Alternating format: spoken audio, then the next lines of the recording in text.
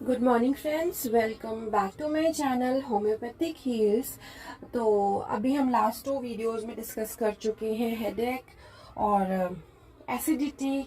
इस वीक हम जितना भी टॉपिक कवर अप करेंगे वो हम कवर करेंगे जीआईटी ट्रैक, गैस्ट्रोइंटेस्टाइनल ट्रैक और जितने भी ऑर्गन्स होते हैं हमारे जीआईटी में उससे रिलेटेड जो भी हमें प्रॉब्लम्स आ सकती होती हैं उससे।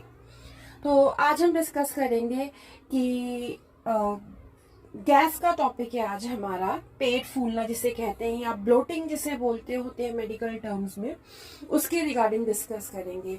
और इसमें कौन सा ऑर्गन सबसे ज्यादा कवर अप होगा उसके रिगार्डिंग हम डिस्कस करेंगे। तो चलिए आज टॉपिक स्टार्ट करते हैं। तो अगर हम देखें 90% हमारी पॉपुलेशन जो है वो, और किसी भी एज ग्रुप की हम लगा कह सकते होते हैं, वो छोटा बच्चा हो, न्यूबॉर्न बेबी हो या फिर कोई 80-90 ईयर्स का ओल्ड एज पर्सन हो, उनमें ये प्रॉब्लम बहुत कॉमन है कि कहते हैं खाना खाने के बाद पेट फूल जाता होता है या भारी हो जाता है या पेट अकड़ जाता होता है या फिर बेचैनी होती है। हमने लास्ट वीडियो में डिस्कस करा था कि अगर आपको गैस की प्रॉब्लम है तो आपको हेडेक भी हो सकता है। और गैस कहने के लिए एक नॉर्मल टर्म है कि हाँ ब्लोटिंग है या गैस है, लेकिन गैस की वजह से बहुत प्रॉब्लम्स होती है। गैस आपके बॉडी में कहीं पर भी जाके रुक सकती है और इस वजह से आपको डिफरेंट टाइप के बॉडी पेन्स हो सकते हैं, जिसको बाई का दर्द बोलते हैं हम नॉर्मल लेमैन लैंग्वेज में। अच्छा, अब ये गैस बनती कैसे है, क्या प्रॉब्लम है कि ये चीजें हमें ये हमारे उसमें होती है। तो पहला रीजन ये है कि अगर आप बहुत ज्यादा ऐसा खाना खाते हैं जिसको टाइम लगता है, नॉर्मल टाइम 8 घंटे लगता है खाने को डाइजेस्ट होने में, और लेकिन उससे भी ज्यादा टाइम लग रहा है, या आपको कॉन्स्टिपेशन रहता है बहुत टाइम से, या फिर ऐसा हो सकता है आप खाली पेट रहते हो, तो उन कंडीशंस में बहुत कॉमन है। या कुछ ऐसे फूड आइटम्स जो आप खाते हैं जो गैस बनाते होते हैं, ये कुछ रीजंस हो सकते हैं कि आपको गैस की प्रॉब्लम आएगी। जो मेन ऑर्गन इसमें इन्वॉल्व होती है, जिसकी अगर वो प्रॉपर काम ना करे तो आपको गैस्ट्रिक इश्यूज आ सकते हैं, वो है आपका लिवर। जी हाँ, लिवर जो है वो सबसे बड़ी ऑर्गन होती है जीआईटी की, गैस्ट्रोइंटेस्टाइनल ट्रैक्ट की, जिसका मेन फंक्शन ही डाइजेशन होता है, जिसका मेन फंक्शन होता है जो हमारे फूड के कंपोनेंट्स हैं उनको ब्रेक डाउन करके नॉर्मल फॉर्म्स में कन्वर्ट करना, जो हम मेडिसिन लेते हैं उसको ब्रेक डाउन करके उसके मैकेनिज्म को आगे बढ़ाना। ये सारा का सारा काम जो होता है वो हमारे लिवर में जाकर होता है। जैसे कि हम कार्बोहाइड्रेट्स खाते हैं उसको वो उसके नॉर्मल फॉर्म में सिंगल यूनिट में कन्वर्ट करता है ग्लूकोज में, जो प्रोटीन खाते हैं उसको अमाइनो एसिड्स में कन्वर्ट करता है, और जो हम जितना भी फैट खाते होते हैं उसको फैटी एसिड्स में कन्वर्ट करता है। तो लिवर का काम बहुत ज़्यादा इंपॉर्टेंट है। इवन अगर हम अल्कोहल पीते हैं या कोई ड्रिंक पीते हैं तो भी हमारे लिवर को काम करना पड़ता है। तो सोचिए हमारे लिवर पे कितना प्रेशर है। जैसे हेड ऑफ द फैमिली के ऊपर एक प्रेशर होता है, उसी तरीके से लिवर हमारे जीआईटी ट्रैक का head of the GIT track है, उसके ऊपर काम का बहुत ज्यादा प्रेशर होता है। ऊपर से हम उल्टा सीधा खा के उसके प्रेशर को बढ़ा देते होते हैं। जिस हम अगर लिवर से या किसी भी नॉर्मल ह्यूमन बीइंग से उसकी कैपेसिटी से ज्यादा काम देते हैं तो ऑब्वियसली कहीं ना कहीं उसमें डिसबैलेंस होता ही होता है। सिमिलरली हमारे लिवर में भी जाकर डिसबैलेंस होता है। तो देखते हैं लिवर से क्या क्या प्रॉब्लम आ सकती है हमारे पास में। अगर लिवर हमारा, अब लिवर ऑब्वियसली लिवर बॉडी के अंदर है, हमें पता तो चलेगा नहीं लिवर में कोई प्रॉब्लम आ रही है। लिवर स्किन की तरह तो है नहीं कि हमें दिख जाए कि हाँ भाई स्किन में ये प्रॉब्लम है तो लिवर में भी ये प्रॉब्लम होगी। तो बॉडी के अंदर है तो उसके लिए लिवर कुछ साइन एंड सिम्टम्स देता है। जब भी आपकी बॉडी में कोई भी फिजियोलॉजिकल चेंज होता है या कोई भी डिसफंक्शनिंग होती है तो उसके सिम्टम्स निकल कर आते हैं। अब लिवर डिसफंक्शनिंग का सबसे बड़ा सिम्टम क्या है कि कहीं ना कहीं आपको ब्लोटिंग होनी स्टार्ट हो जाएगी क्योंकि खाने का प्रॉपर डाइजेशन नहीं होगा। दूसरा जो है आपको कॉन्स्टिपेशन रहना स्टार्ट हो जाएगा क्योंकि एक नॉर्मल फिजियोलॉजी से वो हटा हुआ होगा या प्रॉपर उसका डाइजेशन नहीं होगा।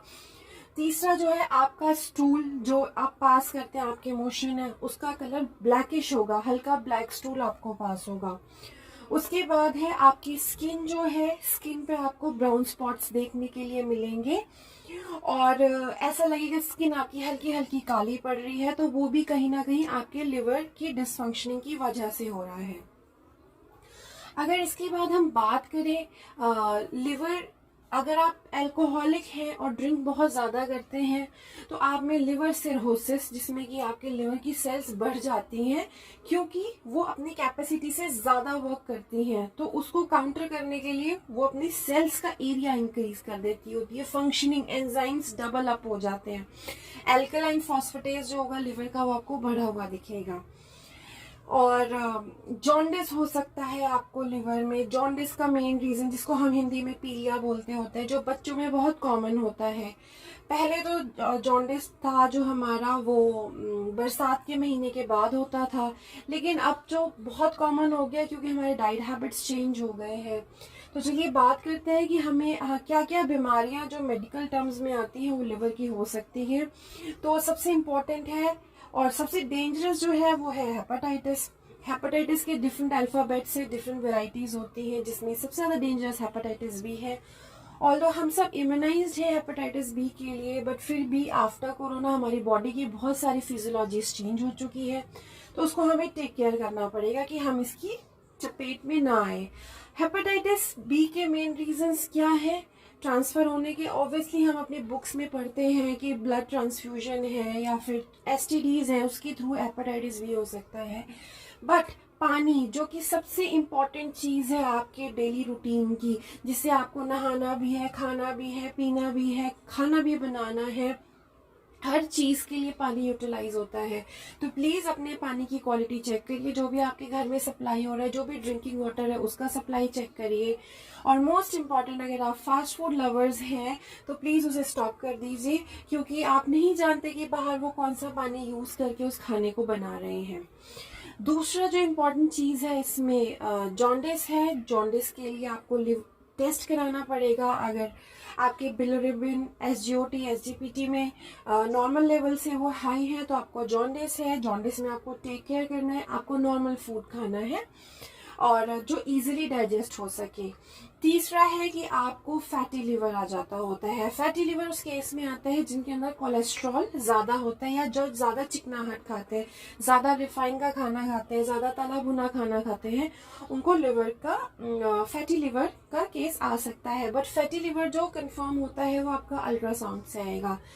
नेक्स्ट अगर हम बात करें कि लिवर में प्रॉब्लम है, हमें कौन सा टेस्ट कराना चाहिए, तो जी हाँ, लिवर फंक्शन टेस्ट हमको कराना चाहिए।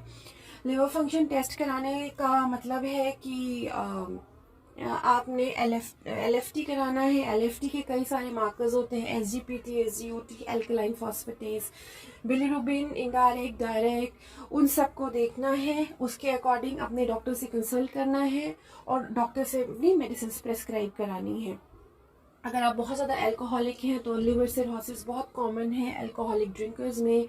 इवन अगर आप चाय बहुत ज़्यादा पीते हैं तो उसको कट डाउन कर दीजिए, क्योंकि चाय की वजह से भी लिवर के बहुत सारे डिजीजेज हम अट्रैक्ट कर लेते हैं। तो 2 टेस्ट कराने हैं आपको, एलएफटी और अल्ट्रासाउंड। इससे कंफर्म हो जाएगा कि आप में, आपके लिवर में, अगर अल्ट्रासाउंड से कंफर्म होगा सिरहोसिस है या लिवर की फिजियोलॉजी कैसी है, और एलएफटी से कंफर्म होगा कि लिवर की पैथोलॉजी कैसी है। अगर लिवर आपका सही फंक्शन करता है, और लिवर की सबसे अच्छी जो हमें नेचुरली हम जिस चीज़ के लिए लिवर के लिए ब्लेस्ड है वो है उसकी पावर। लिवर रीजनरेट बहुत जल्दी करता है, बट अगर आप उसको अर्ली एज में डायग्नोज कर ले तो। लास्ट में आता है लिवर कैंसर। उसके लिए स्पेशल टेस्ट होते हैं, वो हम दूसरी वीडियो में डिस्कस करेंगे। बट आपकी मोस्ट इम्पॉर्टेंट ऑर्गन है, जैसे कि मोस्ट इम्पॉर्टेंट आपके घर में कोई चहीती चीज़ होती है, वैसी लिवर का आप ख्याल रखें। बाहर का खाना अवॉइड करें, मैदे वाला खाना अवॉइड करें, फाइबरस डाइट का इंटेक बढ़ाएं, फ्रूट्स का इंटेक बढ़ाएं। और अगर हम बात करते हैं होम्योपैथिक मेडिसिन की, तो जो होम्योपैथिक मेडिसिन काम करती हैं इसमें वो है cards Q, chelidonium Q, carbo veg 30 and lycopodium 200। इन सबको एक 1/4 कप पानी लेके 10-10 बूंद चारों में से आपको डाल लेना है और मॉर्निंग इवनिंग खाना खाने से पहले आपको ये मेडिसिन खानी है। इस मेडिसिन से एक तो आपका लिवर सही होगा, दूसरा आपकी जो गैस की प्रॉब्लम है वो सही होगी, और आप अपने पेंटापराजोल और ओमनीपैराजोल या एंटासिड्स जो भी है उसको डस्टबिन में फेंक सकते हैं और अपनी होम्योपैथिक मेडिसिन घर पर ला सकते होते हैं। सो नेक्स्ट वीडियो में मिलते हैं। Thank you so much.